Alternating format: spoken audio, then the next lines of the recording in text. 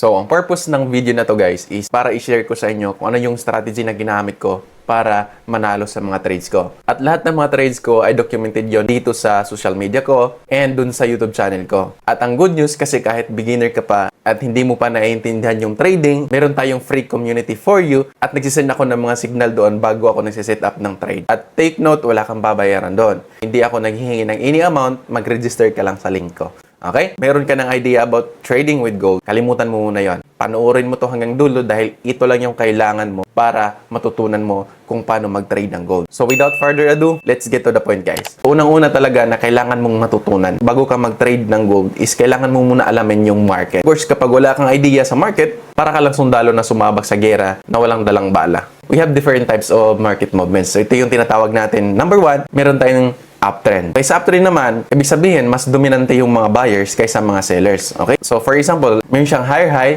higher low, higher high, higher low. So, that means that is an uptrend. Mas marami yung volume ng buyers kaysa volume ng sellers. Okay? Mataas yung buying pressure. Okay? So, next, meron naman tayong tinatawag na downtrend or bearish trend. Ibig sabihin, mataas yung volume ng mga sellers kaysa volume ng buyers. Okay? So, mataas dito yung selling pressure. The best example ng downtrend. Okay? Meron siyang lower high, lower low, lower high, lower low. At makikita mo naman talaga dito na marami yung red candle and sellers are dominating kapag downtrend or bearish trend. Third, meron naman tayong choppy market or yung tinatawag natin na accumulation. Kapag choppy yung market, huwag kang mag-trade. Hindi clear yung direction. Ito yung best example ng choppy market or tinatawag dito na consolidation. Umaakyat, bumababa, pero hindi mo pa rin ma-identify kung ano talaga yung direction ng market. So kapag nag-enter ka dito, hindi mo basta-basta malalaman saan ka mag-entry or mag-exit. Kasi ibig sabihin lang nun, hindi pa ganun kataas yung volume ng buyers or hindi pa ganun kataas yung volume ng sellers. Kumbaga equal.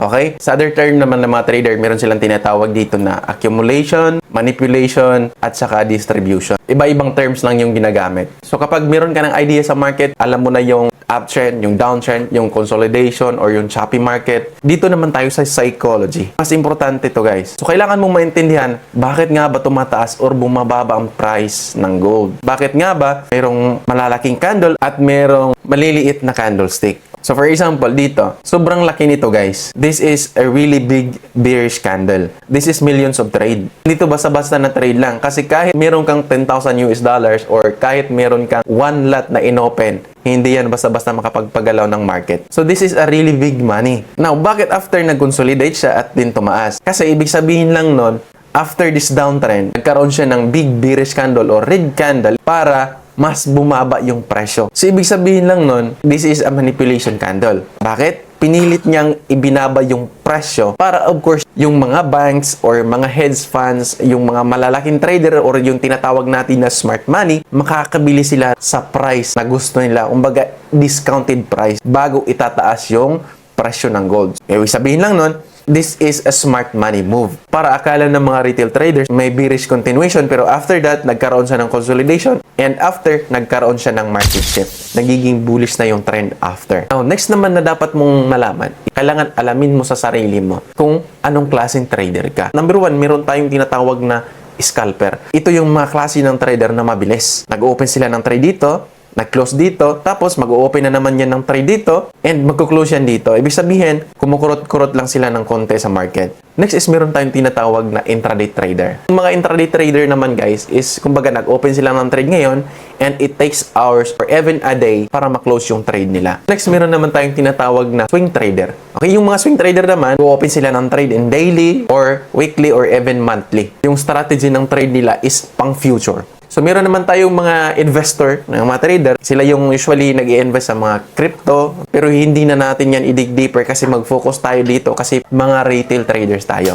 Kung na-identify mo na kung anong klaseng trader ka, then you can easily identify the perfect strategy for you. Next, kung ano yung mga techniques na gagamitin natin para mas magiging effective tayong gold trader. For almost 3 years ako nagtitrade ng gold. Ito yung naiintindihan ko sa market. Kailangan alam mo yung fundamental analysis. So sa fundamentals, kasama dito yung news, yung mga kalakaran sa US economy, like for example, FOMC, CPI, PPI, GDP, jobless claims. Kasi USD pair tayo. Kapag merong gira sa US versus Iran, naaapektuhan din yung price movement ng gold. So kapag yung balita is ginigera ng US yung Iran, ibig sabihin nun, mas tataas yung value ng dollar and bababa yung value ng gold. Meron tayong mga tools na ginagamit para malaman natin yung mga news about the US economy. Sa Facebook, kung nag-Facebook ka, i-search mo dito si Robert Kiyosaki. Everyday yan nagpo-post ng mga news about the US. Yung X or Twitter, i-follow mo dito yung Newsquack and the Forex Factory.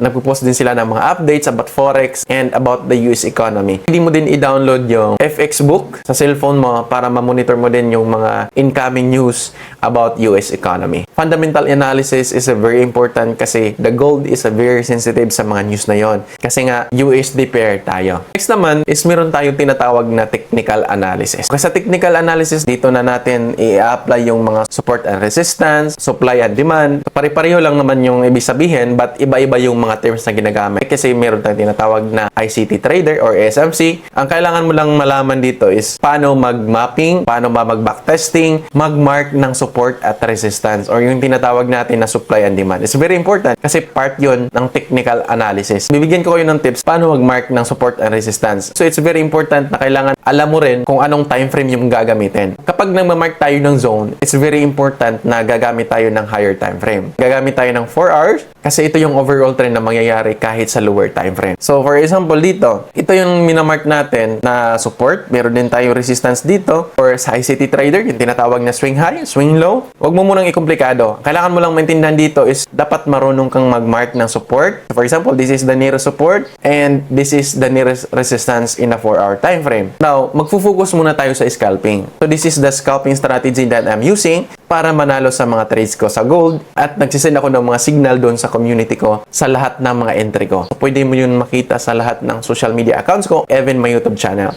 So now, pupunta tayo dito sa 1-hour time frame. So una mo talagang gagawin kapag gusto mo matuto ng scalping is alamin mo muna kung ano yung 1-hour trend. For example, this one. Nandito tayo sa 1 hour. So, sa trend pa lang, kikita natin na bearish. So, ibig sabihin, mas dominante yung mga sellers kaysa buyers. This is a big candle, but in overall trend, mas marami yung volume ng sellers. Mas marami yung mga red candle kaysa green candle. Kaya huwag ka basta-basta mag-buy dito. Kasi nga, naka-downtrend tayo. So, kung mag-buy ka ngayon dito, kinakalaban mo na yung trend. Okay? Always remember, the trend is your friend. Okay? Hindi mo yun kalaban. Dapat alam mo yun. Kapag na-identify mo na dito yung trend sa 1 hour, kailangan lang natin pumunta sa 15 minutes time frame para mas magiging klaro kung yung bearish trend ba natin sa 1 hour is pareho ba sa 15 minutes. So, sa 15 minutes time frame, hindi pa visible yung bearish trend. Umakyat dito yung price, nagkaroon ng consolidation kasi nandito yung POC natin at hindi pa klaro yung bearish trend. Pero nagkaroon na siya dito ng big bearish candle. Kaya ibig sabihin, marami pa tayong hihintayin na confluence signal, signs, or whatever it is para yung trend natin sa 1 hour is magkakapareho dito sa 15 minutes. So kapag alam na natin yung 1 hour trend, kailangan lang natin pumunta dito sa 15 minutes time frame kung yung 1 hour trend natin is aligned ba sa 15 minutes time frame natin. And mas visible na siya, yung trend natin is bullish. Okay? Like sinasabi ko kanina, kailangan natin i-mark yung support.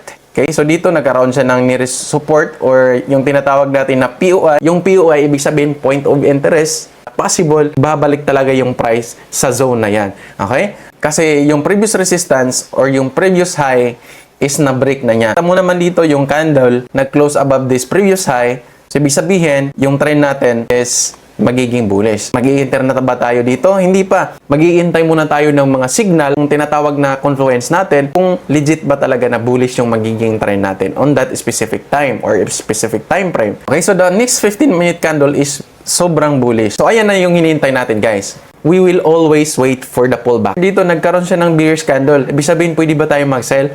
Yes, pwede naman. But gold is very volatile. Pwedeng mag-enter ka dito pero may stop out ka lang. Iintayin na lang natin talaga kung ano yung overall trend on that specific time frame. Okay, so for example, dito, yung mark na zone natin, yung nearest support, or ito yung bullish order block, okay? Wala tayong FBG kasi hindi tayo ICT trader, di ba? Huwag mo nang gawing komplikado yung trades mo para mas magiging klaro. Tawagin na lang natin itong nearest support or ito yung point of interest natin. So, na makikita naman natin dito na bumalik na yung price, pero mag-i-enter na ba tayo? Hindi pa. Kailangan muna natin talaga hintayin yung mga confluences. Nagkaroon na ba siya ng liquidity shift dito?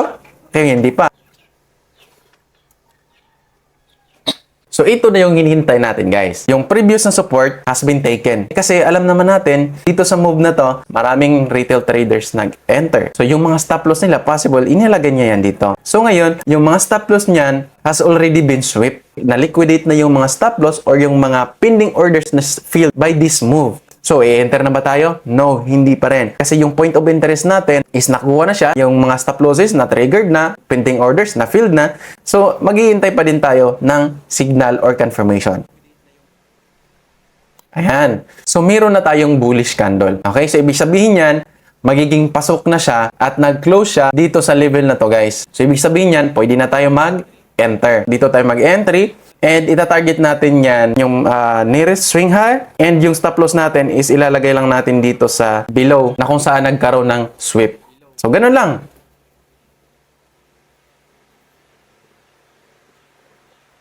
And RTP got hit. So, ito yung previous trade ko na sinend ko doon sa community ko. Meron tayong 1:2.32 RR. Ito sa trade na to, guys. Dito sa technique na to, guys, ito yung tinatawag na conservative trade. Kasi kapag nagiging aggressive tayo, so nag-enter na tayo dito. And ang mas worst na nangyari is yung stop loss natin is nasi-sweep na. Kasi yung mga retail traders na nag-enter dito at tinatarget nila yung swing high, of course, yung stop losses niya, dito lang yan nilalagay below the candle. Kasi yun naman talaga yung ginagawa ng mga retail traders. Yung mga stop losses is nilalagay lang nila dito. Yung pinaka-importanting lesson lang talaga dito, guys, is kailangan mo lang intayin na masisweep mo na yung previous support. So kapag hindi ka marunong maghintay at tumingin kung ano yung liquidity, so ikaw yung magiging liquidity. So yung mga stop losses na yan, sila yung mga available liquidity. At yun yung tinatawag na stop loss hand. Kasi papayag ka man sa hindi, kailangan ng liquidity para magiging fuel yan, para magkaroon ng enough volume at tataas yung price. Sasabay sa trend natin. So, ganun lang kasimple, guys. Lahat ng mga trades na inopen ko, nagsisend ako dun sa group chat ko. At kapag may natutunan ka naman dito sa video ko, please don't forget to like and subscribe my channel, and mag-comment ka lang kung gusto mong ma-add dun sa community ko para personal na mag-guide kita, and comment your location para malaman ko kung saan ka nanonood. And of course, kailangan mo lang mag-register sa link natin para makasali ka dun sa free community. Mag-subscribe ka lang sa channel ko. Of course, supportahan mo lang din yung channel natin and all my social media accounts para ma-monitor mo naman kung meron tayong newly uploaded videos. Okay? Yun lang, and thank you for watching. At the same time, God bless and happy trading. Trade responsibly.